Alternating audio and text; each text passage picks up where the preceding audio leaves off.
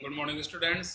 Class twelfth आपका जो chapter चल रहा है थर्ड अतीत में दबे पाँव, और उसमें जैसा कि आप बताएं किस प्रकार से सिंधु घाटी सभ्यता जल संस्कृति है।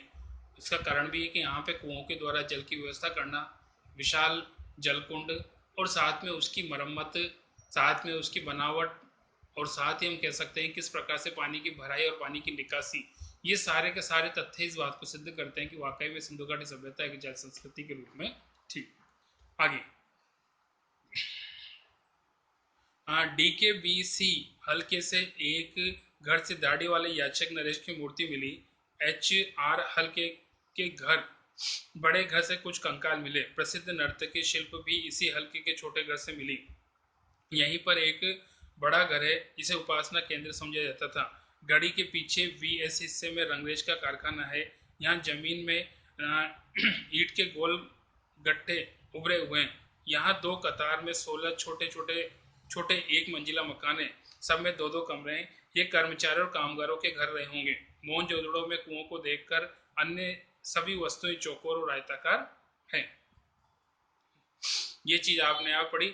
इसके बाद जो लगता है उसमें सबसे बड़ी बात है कि यहाँ का जो सभ्यता रही है वो लो प्रोफाइल रही है।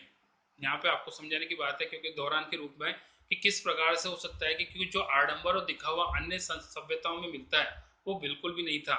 यहाँ पे आपने देखा होगा कि न तो कोई विशाल भवन मिले, न कोई राजा की मूर्ति मिली है, न कोई हो सकता है कि राजा का महल मिला है, न किसी धार्मिक गुरु का कह सकते हो पूजा स्थल मिला है। तो ये कह सकते हो कि सामान्य रूप से यहाँ की संस्कृति सिंपल रही होगी, ज्यादा विशेष नहीं रही होगी।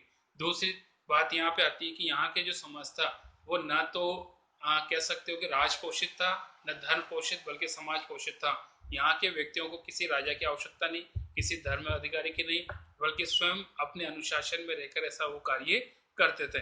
साथ में जीवन की जो मूल आवश्यकताएं वो सारी की सारी इस सभ्यता में देखने को मिलती है, जिसमें सभी प्रकार की चीजें मिली है। कला से संबंधित भी है और अन्य भी। यहाँ की बात करें तो वास्तुकला है। धातु और पत्थर की मूर्तियां, मृदभांड, उन पर मनुष्य, वनस्पति, पशु पक्षियों की छवियां, सुनिर्मित मोहरे उन पर उकेरी गई हैं। साथ ही हम ये कह सकते हैं कि यहाँ के व्यक्ति किसी न किसी रूप से अपने आप को अनुशासित में रखने का प्रयास करना, क्योंकि यहाँ पे सब चीजें मिली लेकिन यहाँ पे हथियारों का या कह सकते हो हथियार नहीं मिले।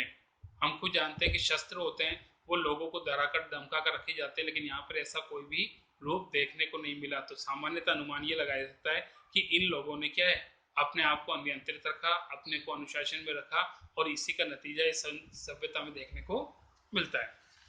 अब आते हैं इसके क्वेश्चन आंसर। सिंधु सभ्यता साधन संपन्न थी पर उसमें भव्यता और आडंबर नहीं था। कैसे?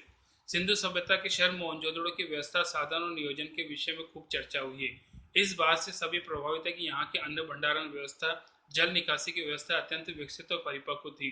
हर निर्माण बड़ी बुद्धिमानी के साथ किया गया था, यह सोचकर कि यदि सिंधु का जल बस्ती तक फैल भी जाए तो कम से कम नुकसान हो।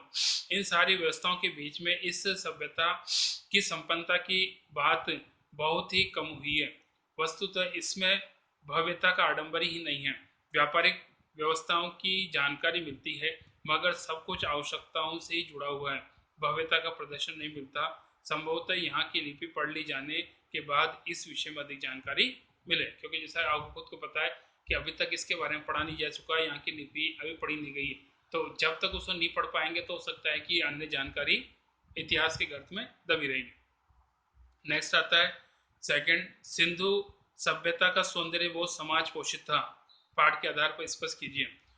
सिंधु सभ्यता के लोगों में कला और सुरुचि का महत्व अधिक था। यहाँ प्राप्त नगर नियोजन, धातु और पत्थर की मूर्तियां, मृद भांड, उन पर चित्रित मनुष्य, वनस्पति और पशु पक्षियों की छवियां, सुनिर्मित मोहरे, खिलौने, आभूषण, सुगढ़ अक्षरों की का लिपि रूप आदि सब कुछ इस तकनीक सिद्ध से अधिक कला सिद्ध जाहिर करता है। यहाँ से कोई भी हथियार नहीं मिला है। इस बात को लेकर विद्वानों का मानना है कि यहाँ अनुशासन जरूर था, परंतु सैन्य सभ्यता का नहीं। यहाँ पर धर्मतंत्र और राजतंत्र की ताकत का प्रदर्शन करने वाली वस्तुएं, महल, उपासना स्थल आदि नहीं मिलती। यहाँ आम आदमी के काम आने वाली चीजों को सलीके से बनाया गया। इन सारी चीजों से उसका सौंदर्य बहुत उभरता है। इसी आधार पर कहा जा सकता है कि सिंधु सभ्यता का सौंदर्य बहुत समाज पोषित था। कुल मिलाकर कह सकते हैं कि हथियारों का न मिलना इस बात को सिद्ध करता है कि यहाँ के व्यक्ति क्या है, अपने आप को सेल्फ कंट्रोल में रखते थे, सेल्फ डिसिप्लिन में रखते थे, और किसी प्रकार की इस प्रकार राजसत्ता और धर्म सत्ता नहीं थी। पुरातत्व के किन चिन्हों के आधार पर आप कह सकते हैं कि सिंधु सभ्यता ताकत से शासित न होने की अपेक्षा समय से अनुशासित सभ्यता थी?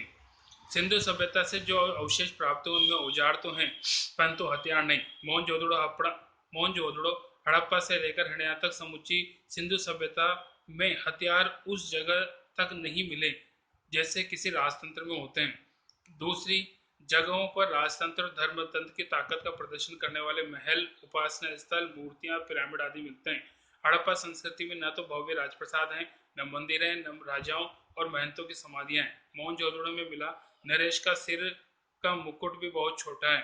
इन सब के बावजूद यहाँ अनुशासन जरूर था, जो नगर नियोजन, वास्तुशिल्प, मोहर, ठप्पों, पानी और साफ सफाई जैसे सामाजिक व्यवस्थाओं को एक रूपता रखे हुए था। इन आधारों पर विद्वान ये मानते थे कि यह सभ्यता समझ से अनुशासित सभ्यता थी, न कि ताकत से। कुल मिला के हम यहाँ कह सकते हैं कि यहाँ के लोग अपनी समझ के अनुसार कार्य करते थे, न कि किसी अन्य दूसरे के दबाव के रूप में।